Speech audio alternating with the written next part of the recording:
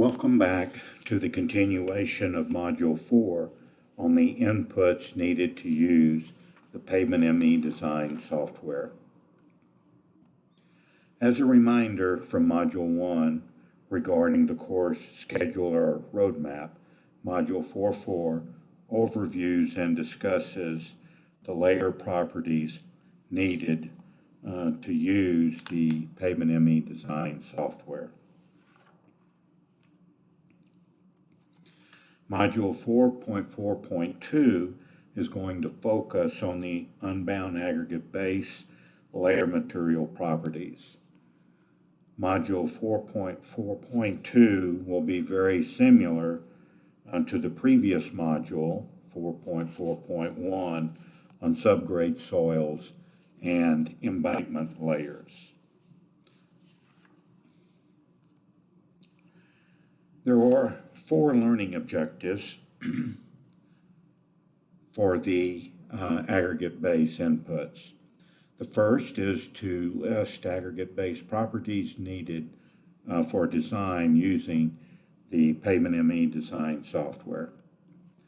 The second is to explain the change in the aggregate base properties over the design life of the pavement. The third is to describe how the design resilient modulus is determined for an unbound aggregate base layer and or subbase layer. And finally, the fourth is to define input compatibility between the volumetric properties and the design resilient modulus for an aggregate base layer.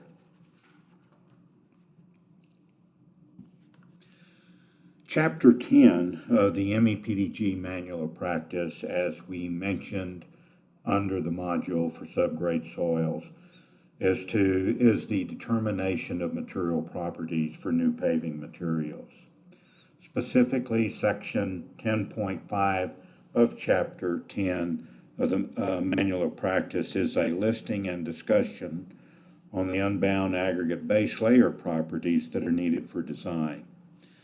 The aggregate base layer properties are the same as discussed in the previous module, which was module 4.4.1 for the subgrade soil and engineered embankment layers.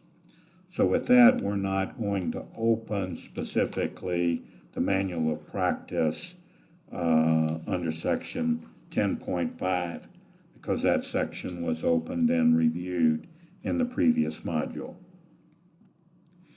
Chapter 11 of the MEPDG Manual of Practice focuses on some different pavement design strategies. Section 11.1.6 of Chapter 11 includes suggestions and a discussion on whether an aggregate base or subbase layer should be placed. This section of Chapter 11 is mentioned in this module for completeness regarding the use of aggregate base layers. It is included in more detail in Modules 5 and 6 on the general design suggestions for new rigid and new flexible pavement design. So with that, we will look at Chapter 11 in the MEPDG Manual of Practice. So if we go down to Chapter 11, and that's Pavement Design Strategies, and we want to focus on Section 11.1.6, should an aggregate base subbase layer be placed? And we'll go to this section. 11.1.6 on the aggregate base subbase layers. This provides a brief discussion on why aggregate base and subbase layers should be included in many pavement design strategies. From a constructability standpoint, others from protecting the subgrade throughout the design life of the pavement and some for drainage purposes. So with that, we're going to go back to the presentation of this submodule and then continue.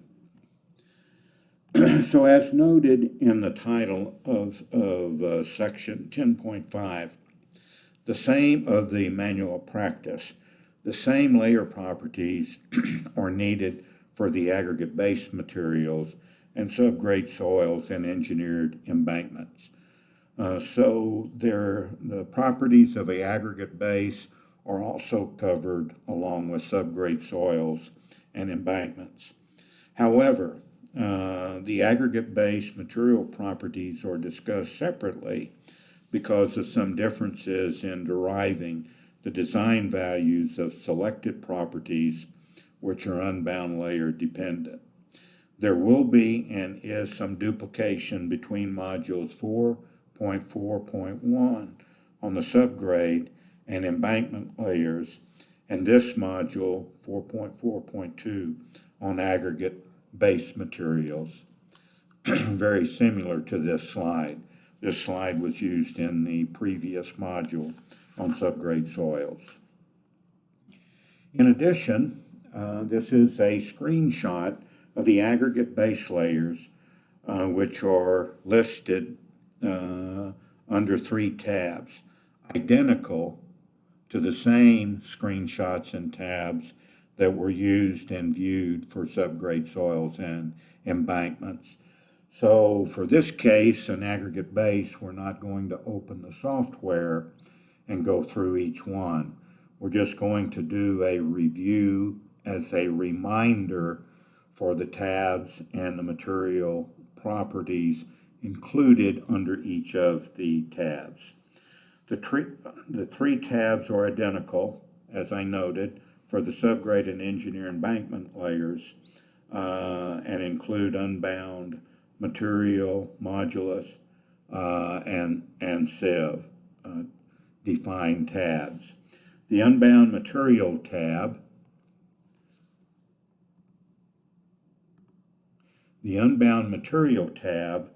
is for the type of material.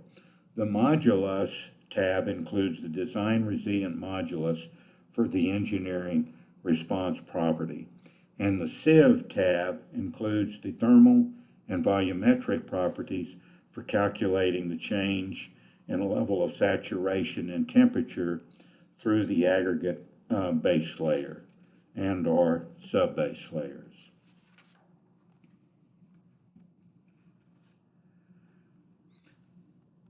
This is a screenshot of the aggregate base layer inputs for the unbound tab.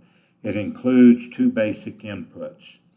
The first is the coefficient of lateral earth pressure, which is not used in any of the calculations directly within the software for this version of the software. However, similar to the subgrade soils, the coefficient of lateral earth pressure is used external to the Pavement ME design software to determine the total stress state of an element or in an aggregate base layer for defining the design resilient modulus.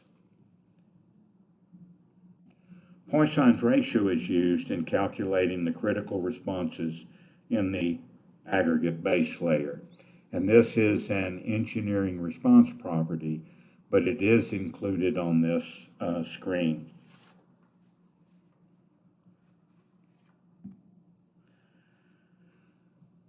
This is a screenshot of the modulus tab.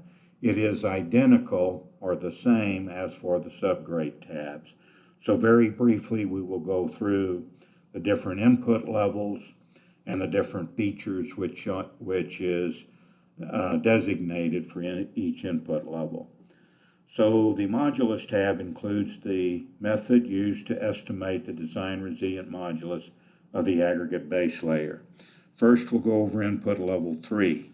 This screen is for input level 3 that includes the default resilient modulus values that are soil classification dependent at the maximum dry density and optimum water content. However, this screen is also used to enter the quasi-input level 1 design resilient modulus for an aggregate or granular base layer. The quasi-input level 1 is determining the design resilient modulus from AASHTO T307 or the resilient modulus test method. The design resilient modulus is determined for the expected stress state in the aggregate base layer. Similarly, or directly for the subgrade soils, there are two options for the aggregate base layer for determining resilient modulus to be used in the critical layer response calculation. One option is to have the software to modify the resilient modulus by temperature and water content or degree of saturation calculated by the EICM over the design period. The other option is to use an annual representative value of the design resilient modulus. The annual representative modulus value means the modulus is constant throughout the design procedure. No modifications or changes are made to the resilient modulus based on changes in water content and temperature throughout the design period. So the annual representative value is very similar to the effective resilient modulus in the 1993 AASHTO design guide.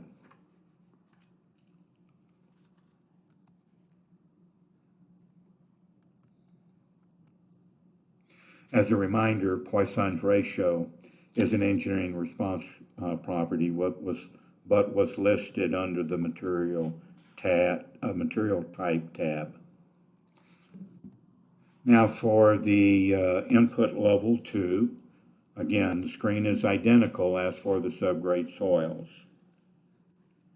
And the design resilient modulus for input level 2 is calculated from the test listed on the drop-down screen, which are the resilient modulus using AASHTO T307, which is a quasi-input level 1, the California bearing ratio used to calculate resilient modulus, the R value, layer coefficient, dynamic cone penetrometer, penetration rate, and then the resilient modulus based on the plasticity index and gradation. Again, these are exactly the same as used and discussed in Module 4.4.1 for subgrade soils and embankments. Also similar to the screenshots for subgrade soils, there were three options are included for input level 2 to estimate resilient modulus throughout the design period. We can modify the input resilient modulus by temperature and water content or degree of saturation estimated by the EICM.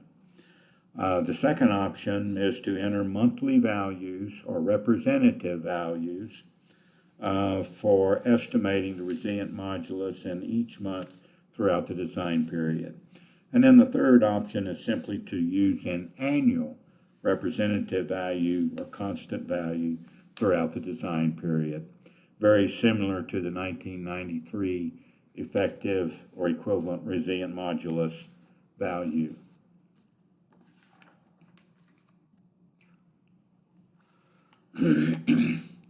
This is the screenshot for the sieve sizes that are used, the sieve size tab that are used. It's identical for the subgrade soils and used for the aggregate base. So the gradation in terms of percent passing, these also represent average values. the Atterberg limits in terms of liquid limit plasticity index for the aggregate base, whether the layer is compacted, and in these cases it would be compacted because it's an aggregate base that's placed or a subbase placed and then compacted and usually controlled by density specifications. And then we have, just like we have for the subgrade soils, the maximum dry density, the saturated hydraulic conductivity, specific gravity of the soils or the aggregate base, and then the water content. And similar to or exactly the same as for subgrade soils, if we're testing the aggregate base in the laboratory, the dry unit weight and water content that were used to compact the test specimen should be entered in these values and not the maximum dry unit weight or water content. Only the maximum dry unit weight and optimum water content should be entered when the default values based on aggregate material classifications and then if the construction specifications are based on the maximum dry unit weight and optimum water content. So similar to the subgrade soils, if input level 2 resilient modulus is used or entered by the designer, it is important that the dry density and water content be consistent with how the regression equations to calculate resilient modulus from the surrogate test from as far as CBR or R value were used for relating the results from the test values to the resilient modulus. So for using R value, and the aggregate base or subbase is allowed to take on additional water in measuring the R value or the CBR value, then the water content and dry density used for those test specimens should be entered into the Pavement ME design software. So remember that these are aggregate bases or processed materials. So the structural design of the asphalt pavement is usually done well in advance of construction. The aggregate base layer properties are then determined or estimated as the average values expected after construction and based on the material and construction specifications. The agency's construction database from recent projects should be used to determine the input values for design. In other words, what is the average density and average water content at the time of construction, as long as the resilient modulus was determined for those volumetric conditions. Many agencies define or the maximum dry unit weight based on their construction specifications as well as the water content are determined for their different pits and or quarries. And so the resilient modulus test, AASHTO T307, is performed on materials recovered from the pits and or quarries and then compacted in the laboratory to determine the design resilient modulus. The same will be true as a general statement for both Portland cement concrete as well as asphalt, the different asphalt layers, because those are processed materials which are designed and produced potentially years after the structural design was completed. So we will restate this slide as a reminder for each of the processed materials. These are also the standard methods of test for each of the properties that are listed. These are identical to the ones that were included for the subgrade soil and are discussed for the subgrade soil and embankments. The test procedures for each soil or aggregate base property are listed in Table 10-9 of the MEPDG Manual of Practice. The remainder of this submodule focuses on the volumetric and engineering response properties and the importance of making sure they are compatible. So remember that some of the properties, soil water characteristics, saturated hydraulic conductivity, specific gravity, and Poisson's ratio, typically represent the default values that were used during calibration. The properties that are typically measured include gradation, liquid limit or plasticity index, maximum dry density and optimum water content, and resilient modulus, or the dry density and water content that represent the test specimen used in the resilient modulus test. These values used in pavement ME are typically average properties that are based on the type of base materials and or sub-base materials from different pits and or quarries or aggregate quarries. As for the subgrade soils, this is an overall flow diagram on the calculation of temperature and water content using the EICM throughout all unbound layers to estimate resilient modulus. The EICM was discussed under Module 4.2 for the climate inputs. As for the subgrade soils and embankment layers, the degree of saturation is used to estimate the resilient modulus of the unbound layers, specifically the aggregate base. The same concept used for the subgrade soil is also used for the aggregate base layers and materials.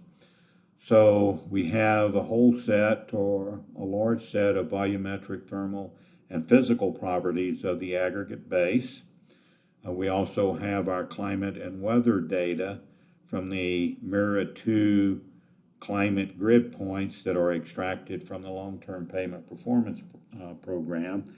These two types of data are combined by the EICM to look at temperature and water content calculations or calculated values throughout the aggregate base layer as shown here, as well as through all the subgrade soil strata. So the EICM calculates changes in degree of saturation over time, and then the EICM applies these adjustment factors for calculating the resilient modulus in the aggregate base layers as the degree of saturation changes throughout the design life of the pavement structure.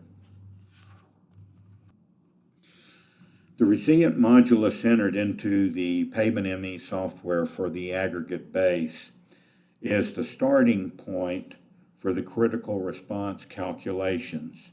The resilient modulus is determined over the design period based on the temperature and water content or degree of saturation calculated by the EICM and other properties of the aggregate base layer. The starting point resilient modulus can be estimated from AASHTO T307 or one of the surrogate tests used to calculate resilient modulus via input level 2. Those surrogate tests could be CBR, R value, and other types of tests or properties. The important point is that the water content and dry density of the aggregate base layer must be compatible with the condition of the test and test specimens used to estimate the resilient modulus entered in the PAVEN-ME design software. This graph in the slide of the resilient modulus calculated over time illustrates that the aggregate base is frozen at specific times or during the winter months and then goes through some form of thaw weakening that results in an increase in percent saturation and then a recovery period as the layer begins to lose moisture or begins to dry out. So the starting point is at whatever is the resilient modulus measured at the dry density and water content for the specific test.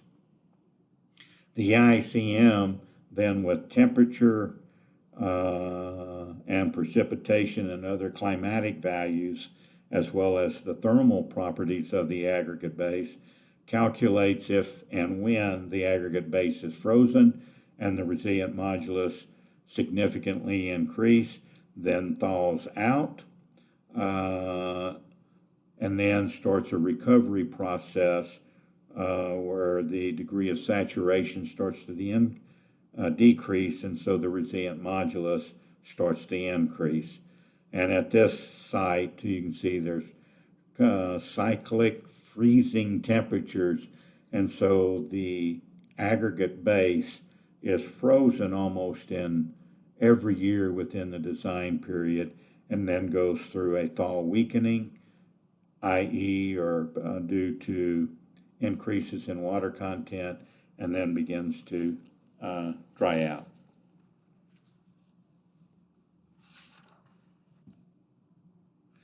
So water content and dry density need to match the condition used to determine the design resilient modulus at the beginning of the construction project, or the starting value. Those starting values must be consistent. Another example of the change in the resilient modulus of an aggregate base over the design period, but in a warmer climate as opposed to the previous slide, which is a cold climate. It is not susceptible to freezing temperatures in the aggregate base. Remember, the resilient modulus entered into the PAVEN-ME design software is the starting point for critical response calculations. The resilient modulus is determined over the design period based on the temperature and water content calculated by the EICM and other properties of the aggregate base layer. And again, the starting resilient modulus can be estimated from AASHTO T307. And so this slide simply shows when the aggregate base is not frozen, on whether there is a loss of moisture content, maybe during hot summer months or long extended dry periods, and then a decrease in resilient modulus if there is an extended period of wet weather where the moisture content or degree of saturation increases in the aggregate base, so the resilient modulus is going to decrease. So again, water content and dry density entered into the software need to match the condition used to determine the design or starting resilient modulus value. So next, we'll focus on the design resilient modulus determination of an aggregate base layer. In concept, this is going to be exactly the same as for the subgrade soil determination of the design resilient modulus. The difference between the subgrade soil and aggregate base is the aggregate base is closer to the wheel loads, so there's a higher impact of the wheel load related distresses on determining the design resilient modulus as compared to determining the design resilient modulus for the subgrade soils that are deeper below the surface of the pavement. So the procedures used to estimate the design or starting resilient modulus for flexible, semi-rigid, and rigid pavement design, basically there's three options which we've covered. The design resilient modulus can be estimated or determined from AASHTO T307. In the laboratory, that's referred to as the quasi input level 1. Input level 2 is the design resilient modulus can be estimated from CBR, R value, the dynamic cone penetrometer, falling weight, deflectometer, or the back calculated values, and other procedures.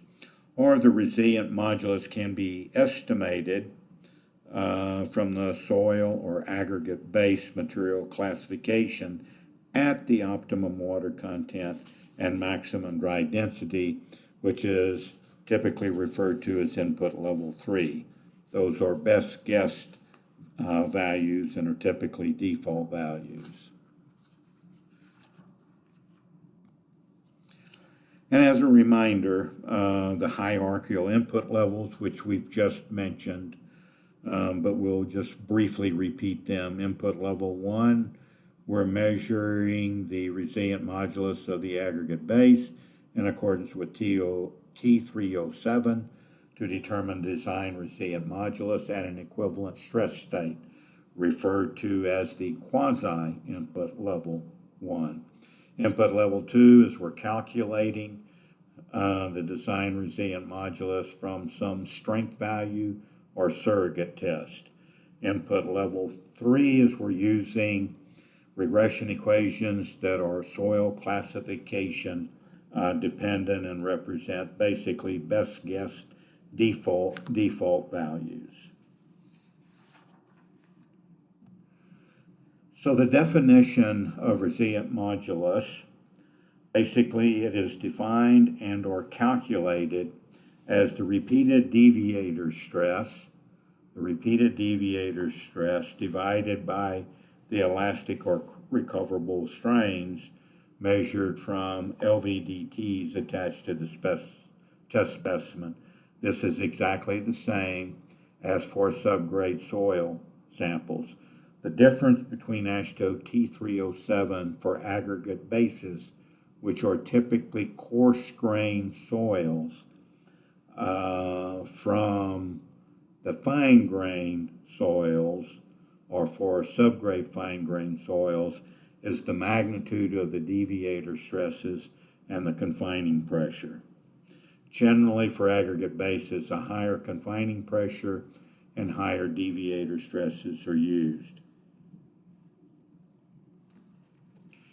And this simply shows a schematic of a soil sample where the repeated deviator stress is being applied to the specimen, and we're putting in a constant confining pressure around the specimen within the triaxial cell.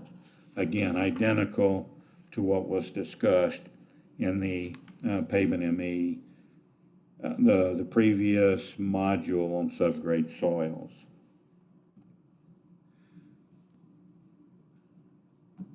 This slide is a short video clip of an overview of the resilient modulus test and the test specimens that resilient modulus test specimens. It's no different other than confining pressure and in some cases the size of the sample as well as the deviator stress that are applied to the test specimen. The video shows the different portions of the test specimens and confined specimen. The video also shows the measured responses of the applied repeated load and the recoverable elastic deformation and or strain that will come up in just a minute.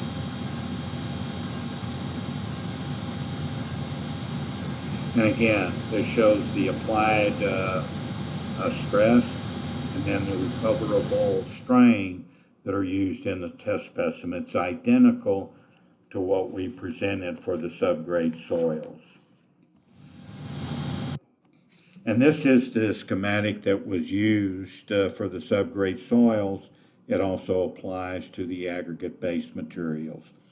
We can see that the slide includes a schematic of the resilient modulus test measurements. The resilient modulus test procedure for aggregate bases is the same as for aggregate or for subgrade soils. The difference, as we previously stated, is that higher deviator stresses and higher confining pressures are typically used for aggregate bases because the aggregate is a coarse-grained soil and is closer to the pavement surface.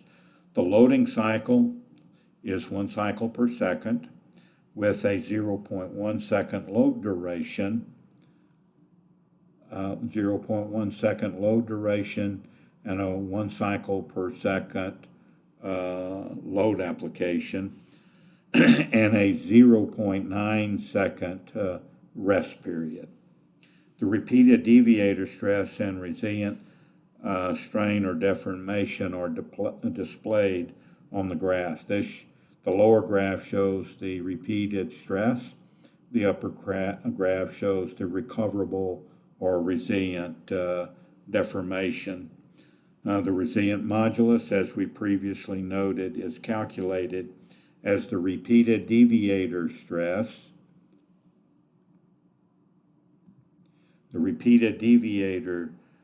stress divided by the what's recoverable elastic strain. So resilient modulus, repeated deviator stress divided by the recoverable or elastic strain from the resilient modulus test procedure. This just shows a graph of a typical test results for an aggregate base material. As noted, this is most aggregate base are coarse-grained materials, and so they are stress hardening.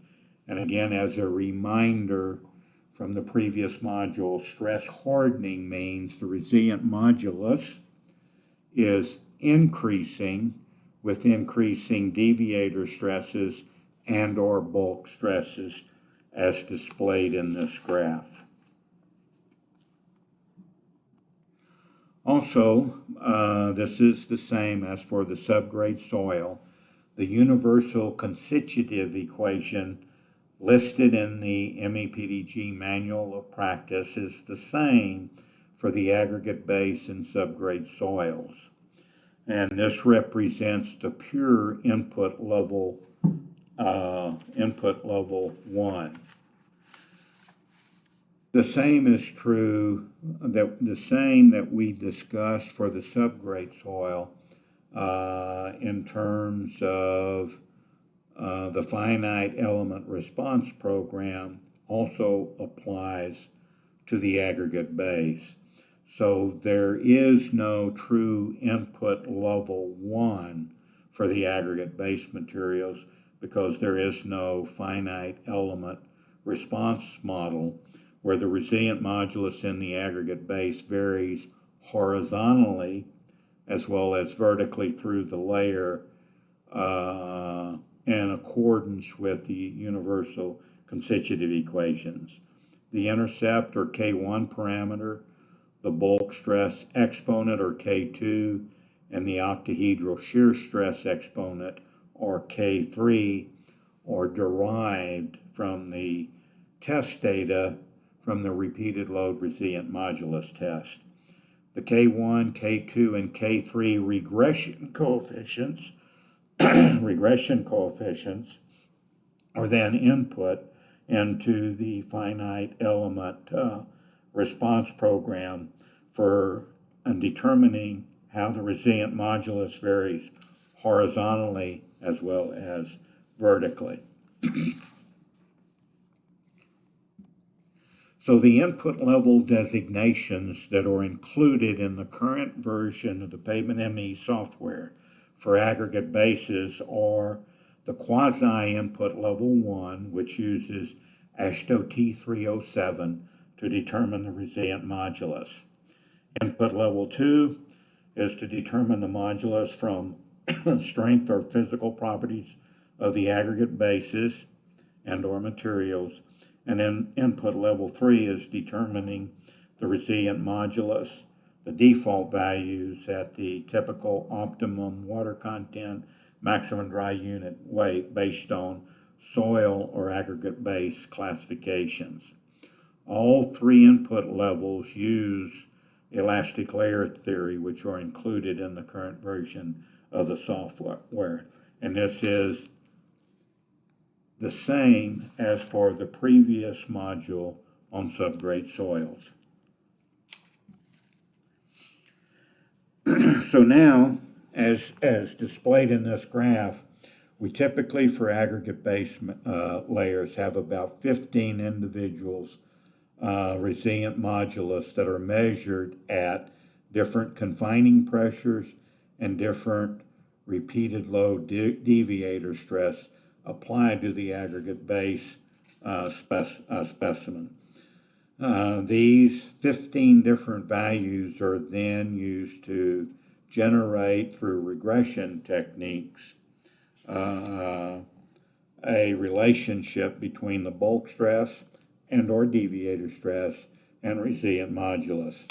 For aggregate base layers, it's very common to use bulk stress because that typically accounts for the impact of confining pressure on resilient modulus. And so a confining pressure term in the constitutive equation is basically not needed. So what is the resilient modulus, or the design resilient modulus, that is used to characterize the aggregate base and is the input to the Pavement ME design software? So the same is true for the aggregate bases as for the subgrade soils. So the procedure, or the suggested procedure to be used to calculate the design resilient modulus for an aggregate base is included in the 2023 standard practice for determination of the design resilient modulus for unbound layers for pavement design. The unbound layers include both subgrade soils in this standard practice as well as the aggregate base layers using the resilient modulus test AASHTO T307.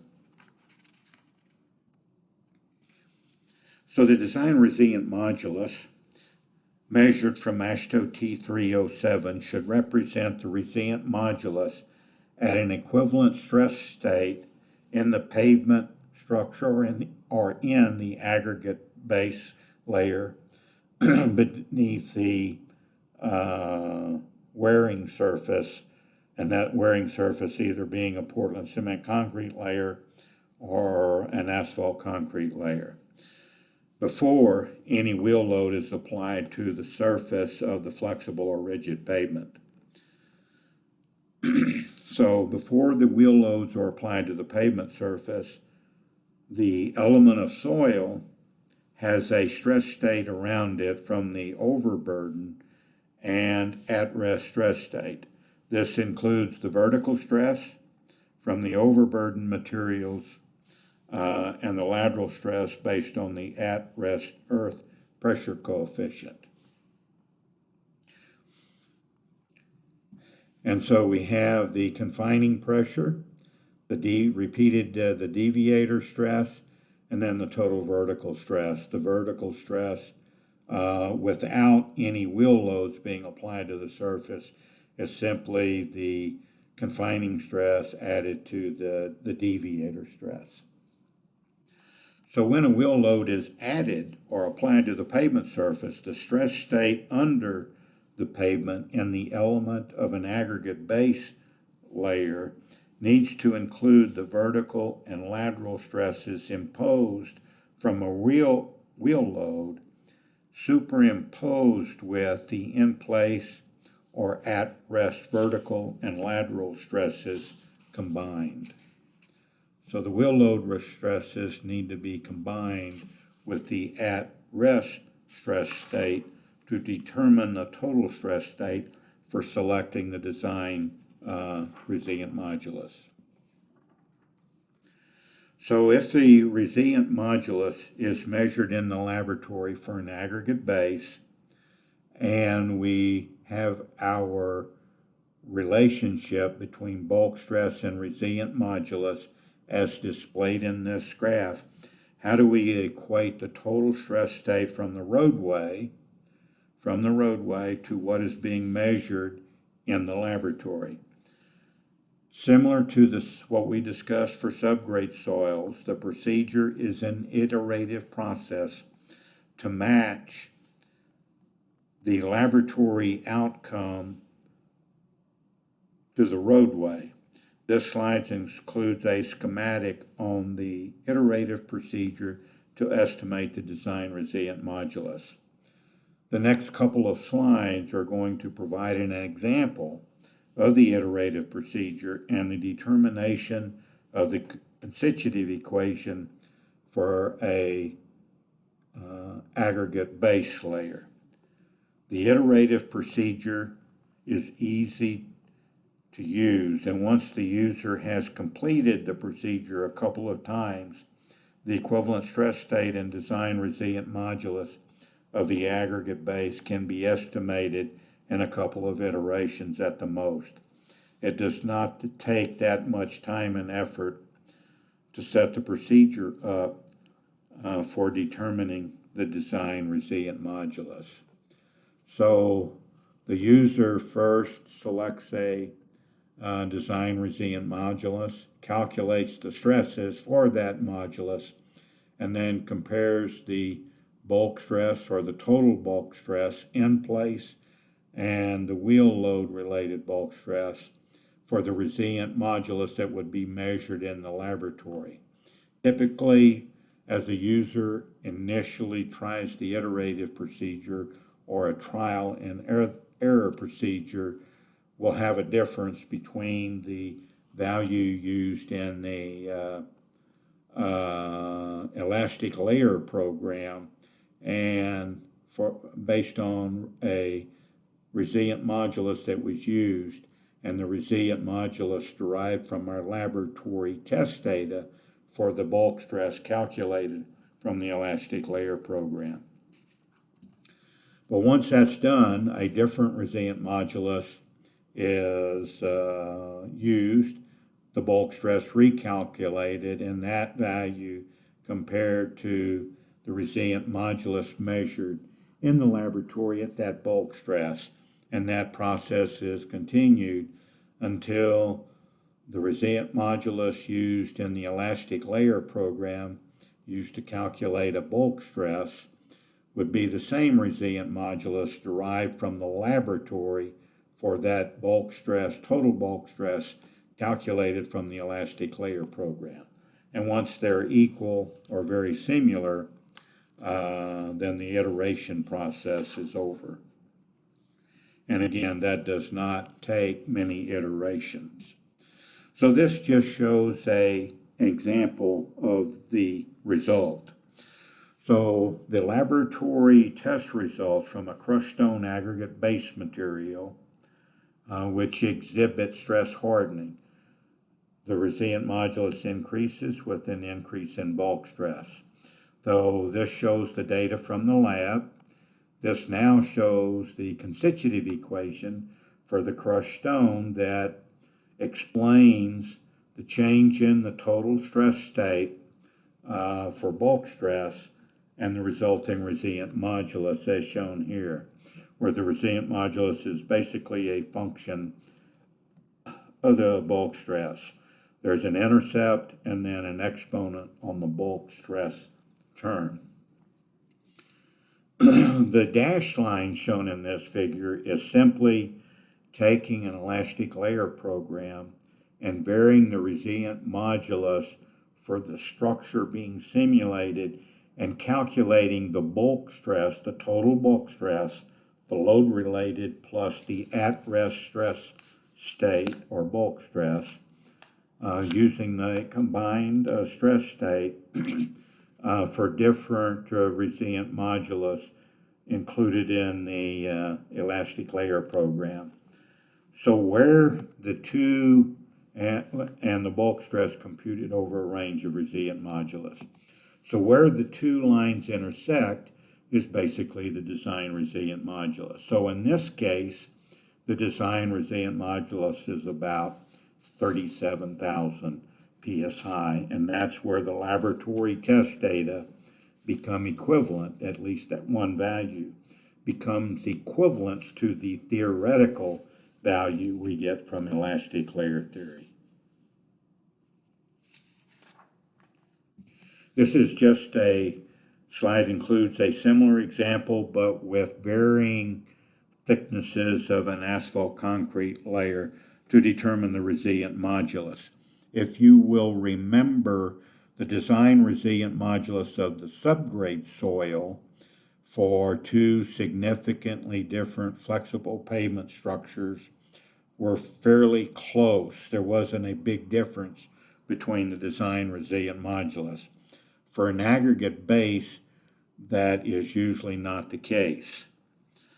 So this simply shows a similar example to determine the resilient modulus and illustrates the different pavement structures between a thin and thick pavement.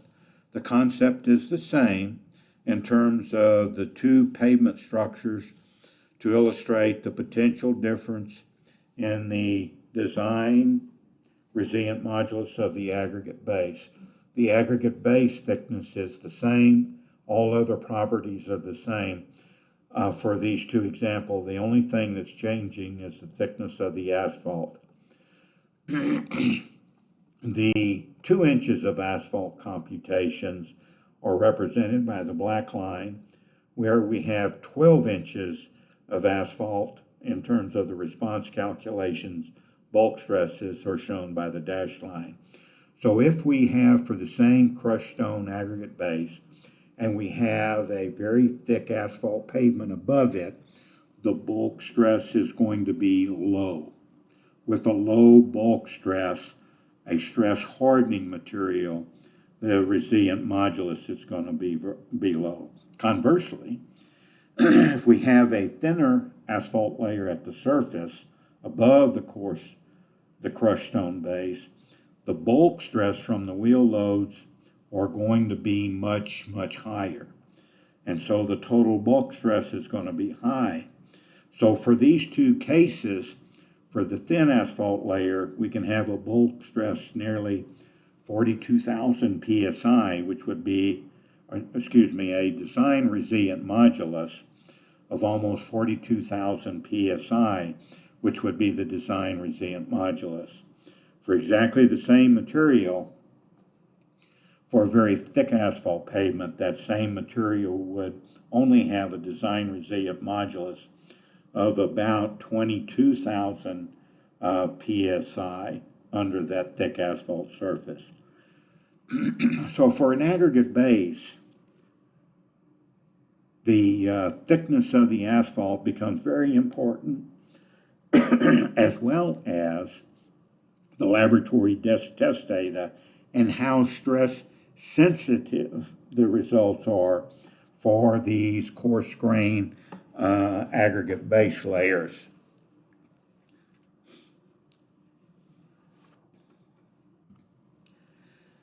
And the different constitutive equations can be used to determine the aggregate base responses depending on the stress sensitivity of the aggregate base. There are different constitutive equations that can be used. The one displayed in this slide is one example that is applicable to many different aggregate base layers, where the confining pressure is basically the impact of the confining pressure on the resilient modulus is basically accounted for through the bulk stress itself. And this is a graph showing the resilient modulus values can be measured at different water content and dry densities from the optimum value when the construction specifications deviate or allow differences between the maximum dry unit weight and optimum water content. Some agency specifications require a percent of the maximum dry density and maybe even a difference from the optimum water content.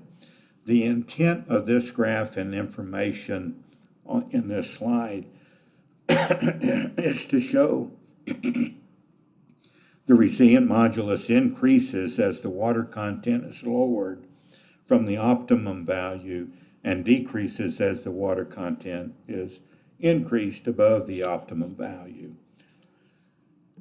So it's important that the density and water content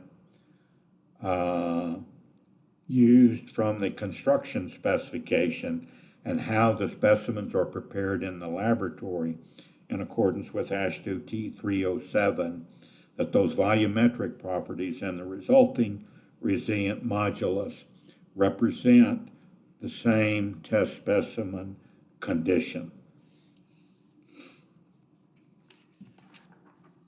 This is simply an example to show potential differences when input compatibility is not required or used by the designer. In other words, the resilient modulus is determined for a different density, dry density, and water content that's entered by the user in the pavement ME software. So first, the default values. The default values of the resilient modulus are measured at the optimum water content and maximum dry density are entered into the software. For an A1A aggregate base, the resilient modulus with age is simulated by the solid black line, and represents a 75% degree of saturation at construction. So the resilient modulus at 75% degree of saturation or at optimum water content. And so this represents the starting value at some value that may be different than the optimum water content or higher, especially if we're using an R value or CBR where the water content may be higher. And so the EICM is going to dry that sample out in the base, depending upon the climate and the temperatures and the precipitation, but it typically is going to dry that out, so the resilient modulus of the aggregate base is going to be significantly increased, going from 20,000 to about 46,000 psi. If the R value is measured on the test specimen but at a higher water content, the resilient modulus will be lower. The resilient modulus calculated from the R value is about 20,500 psi and represents the degree of saturation of 85%. And what I just mentioned in terms of the resilient modulus measured in the laboratory at optimum conditions was really 26,000 psi about here, and then the program dries it out. So using the R value at a higher water content, we get a lower resilient modulus to start with, 20,500. At an 85% saturation and the above, or 85% degree of saturation.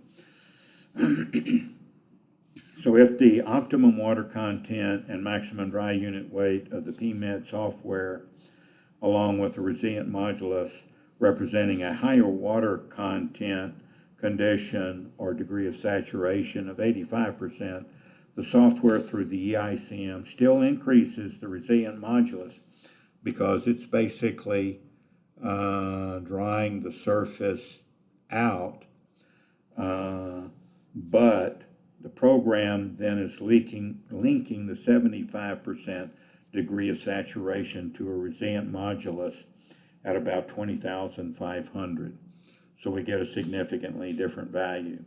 However, if the water content and dry density are entered that are consistent with an 85% degree of saturation, the program links the 20,500 to an 85% degree of saturation.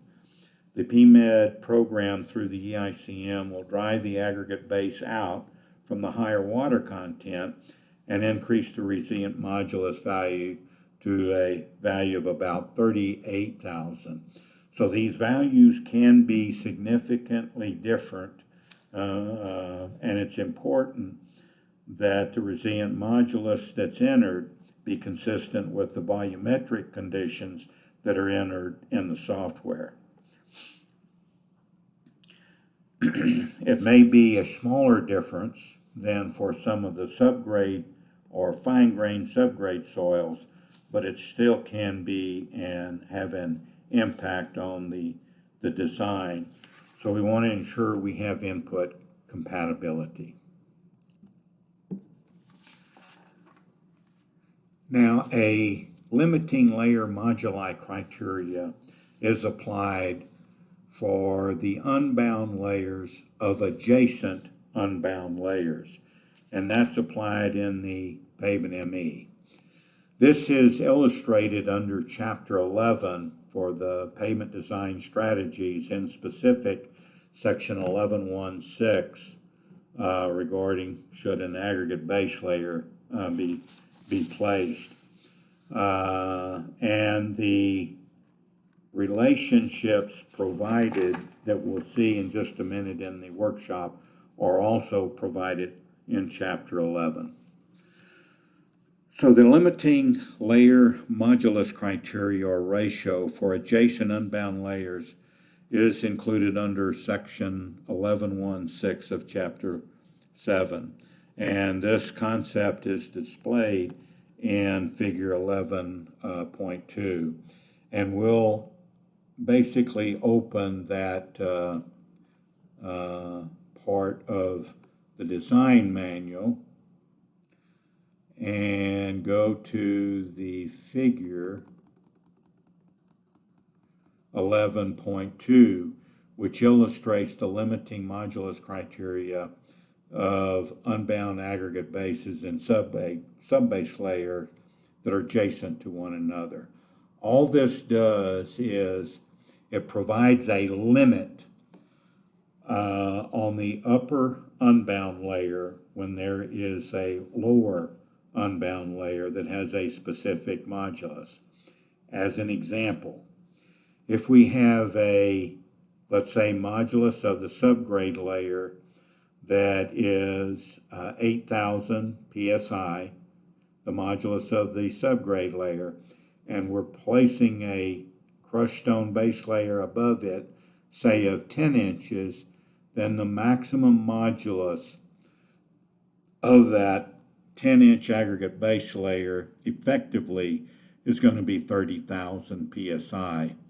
So no matter what the iteration procedure says from the laboratory test data, the user should use this as a limit, and the resilient modulus, the design resilient modulus for an upper unbound layer should not exceed these limiting values from this graph. So now let's go back basically to the presentation, and we'll go through some examples. So in summary, the elastic or resilient modulus of an upper unbound layer let's say this upper unbound layer, supported by another unbound layer. In other words, we have one unbound layer supporting another unbound layer, is limited, the resilient modulus is limited on the layer or by the layer thickness of the upper layer and the resilient modulus of the support unbound layer. So we have a resilient modulus of 8,500 psi for the lower layer, and if we compact the upper unbound layer, compacted to a density, over time that layer will be decompacted because it's deflecting more with the lower modulus material below it, and will loosen up and or decompact because of the higher deflections. And so the limit for this typical example, depending on the thickness of this layer, is going to be somewhere in the neighborhood of about 26,000 will be about the limit.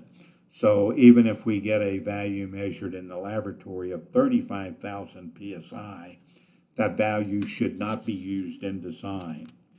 The limiting layer criteria should be applied to limit the modulus of the upper unbound layer. So this shows the criteria for where the aggregate base is different from a subbase or a lower quality aggregate base layer. Both of these curves were shown in figure 11-2 and section 11.1.6 of the Manual of Practice. They're separated just to demonstrate the appropriate procedures. So the graph included in this slide is an illustration of the limiting layer modulus ratio of two adjacent unbound layers. This concept is not directly included in the PMed software, so the designer needs to limit the resilient modulus of the upper layer based on the thickness of the upper layer and the resilient modulus of the lower or supporting unbound layer. And again, to illustrate the concept, is that if we have a modulus of the subgrade of 5,000 psi for the subgrade, then if we place an aggregate base, the limit, if it's a 10-inch, will be about 19,000 psi. That would be the maximum limit. So this is typically a building concept.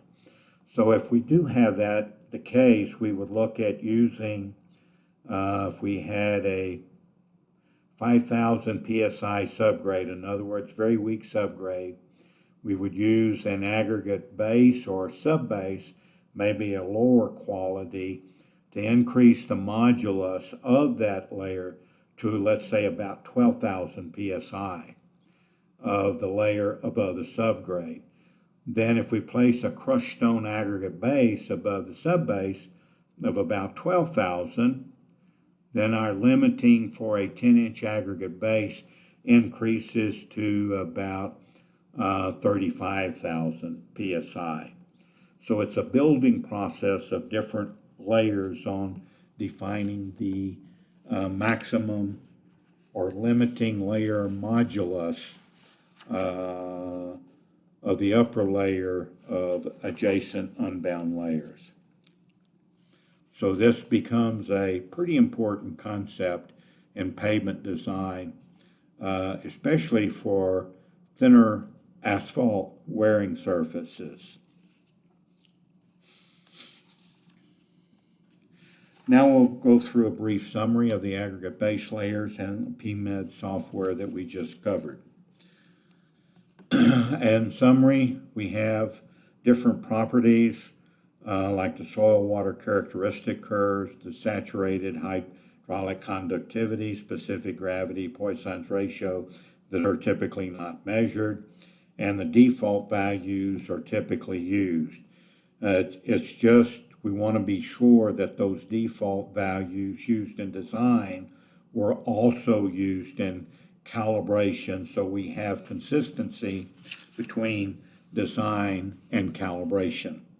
There are other values like gradation, Atterberg limits, the liquid limit, plasticity index, the maximum dry density or an optimal water content, or the density, dry density, and water content that's applicable to how the resilient modulus was determined, are usually measured within the design segment, and average values are entered into the software. These average values can be based on the aggregate basis for different pits and or quarries across an agency. They may not, one quarry may have different values, especially resilient modulus, as opposed to a totally different quarry in a different location of the state. So these average values that are used in design, again, should be tied back to the specifications and how the layers of processed materials are produced and placed. So going through the learning objectives that we just covered, we listed the aggregate-based properties which are needed for design through the Pavement ME design software. We explained the change in the aggregate-based properties over the design life of the pavement structure. We described determination and demonstrated determination of the design aggregate-based resilient modulus or design resilient modulus for aggregate base layers. We also defined the input compatibility between the volumetric properties and the design resilient modulus. And then finally, we defined the layer modulus ratio between unbound layers and how it is used or should be applied externally to the Pavement ME design software. As a reminder for what we just presented, the layer modulus ratio is not built into the Pavement ME software.